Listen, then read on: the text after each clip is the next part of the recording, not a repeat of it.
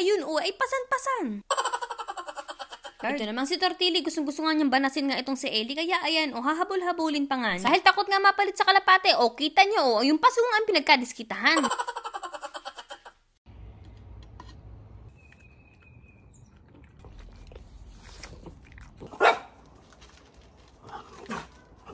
Hello mga mare, walang nagtatanong pero nandito nga pala kami ni Ellie sa dog park at mukhang nga nakahanap nga agad ng chicks nga itong si Ellie. Ay apo, Diyos ko mga mare ko, sa mga nakikita nga sa tortulets ay ayun ay pasan-pasan. Pero alam nyo, nakakatuwa nga yung interaction nila kasi unang-una talagang lumapit agad nga itong si Ellie. Tapos ayan, medyo naglalaro-laro na nga sila. Si Ellie nga ay talagang game na game din at talagang sinusundan nga niya yung chicks nga niya. At talagang nilapitan pa nga ni Ellie yung tatay nga ng kanyang chicks. Ay kita nyo. Ay wititit at para bang magpapaalam kung pwede nga ligawan yung kanyang anak. At alam niyo mga mare ko kung ano pa yung isang nakakatuwa, ang pangalan nga nitong aso na ito ay Eli. Ay, wititit, Ellie at Eli, diba? At ito nga mga mare ko, nakauwi na nga pala kami ni Ellie galing nga ng dog park. At dito na nga kami dumiretso sa aming nga backyard. Ito namang si Tortili, gustong-gusto nga niyang banasin nga itong si Ellie, kaya ayan, hahabol-habulin pa nga niya. Sabi ko nga kay Ellie ay mag-ingat-ingat nga siya sa kanyang pag-vroom-vroom at baka nga siya ay madali nga nitong si Eli. At bugs mga mare ko, ayun na nga, at nakatulog na nga si Ellie sa gawing yun. At pagsabihan ko na nga din itong si Tortili na kapag kakinagat nga niya itong si Ellie ay talagang ipapalit ko siya sa kalapate. Dahil takot nga mapalit sa kalapate, kita nyo, yung pasungan pinagkadiskitahan.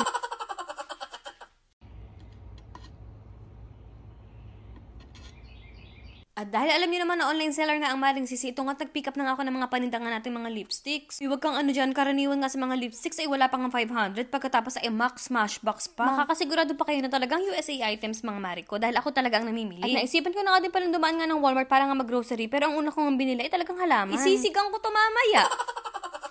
At naubusan na nga din pala tayo ng pagkain nga ng ating mga kaibonatics. Kaya nga sabi ko, ibibili na nga ako. At yung mas bongga na nga ang bibili natin na talagang malaki na nga. At sa akin nga pag-iikot mga mare ko, ayun na naman, may bumubulong na naman na, huy, bilin mo ko, bilin mo ko. Ay, apo, Diyos ko.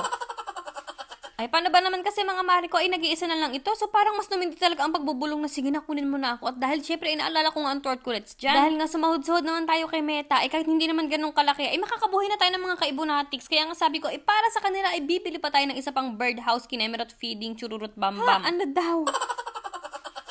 At bago pa nga din ako masapok nga ni boss na kung ano-ano pinagbibili ko bago nga ang mga pagkain namin. Ayan, bumili na nga din ako ng mga lafang namin. Ay, apo, Diyos ko talaga mga mare ko, may bumulong na naman sa akin. Ay, paano ba naman ang Lowe's nga ay katabi nga lang ng Walmart? Sabi nga, ay dumaan ka na doon. Ay, paano nga ay nakasale nga ng bonggang malala itong mga to? Kaya sige na, ayan na, nagpabudol na ang Maring Sisi. Ayan mga mare ko, ako nga talaga ay nag-ikot-ikot pa nga. Akala mo naman ay walang gatas na mapapalis nga sa loob ng sasakyan. Huy, Maring Sisi, ay dalian mo.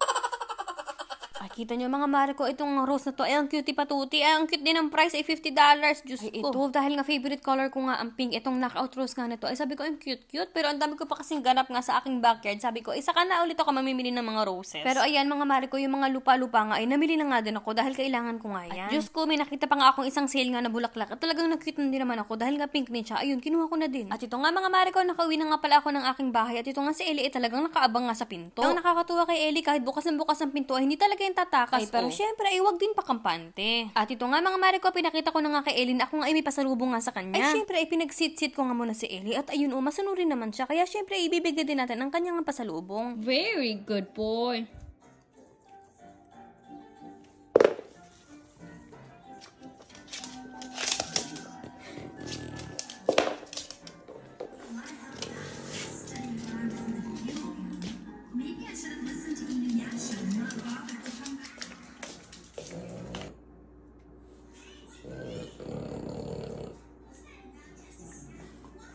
Dito ko na nga din pala dinala nga si Ellie sa amin ng backyard para nga makasabi ko na din nga siya nagmimerienda.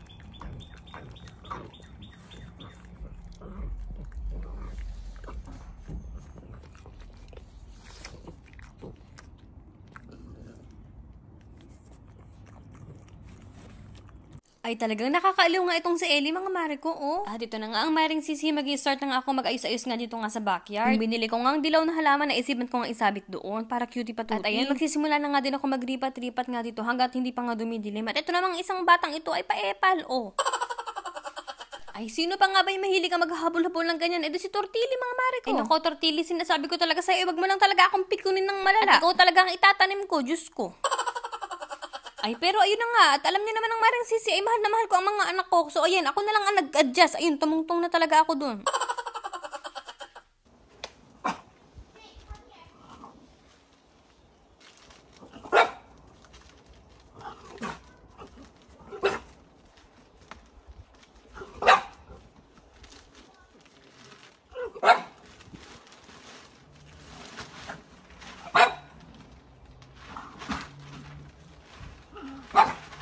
Ay, si Ellie nga ay talaga nagpapapansin nga para bang gusto nga makipaglaro nga sa mga aso nga ng aming kapitbahay. Ay, naririnig niya kasi.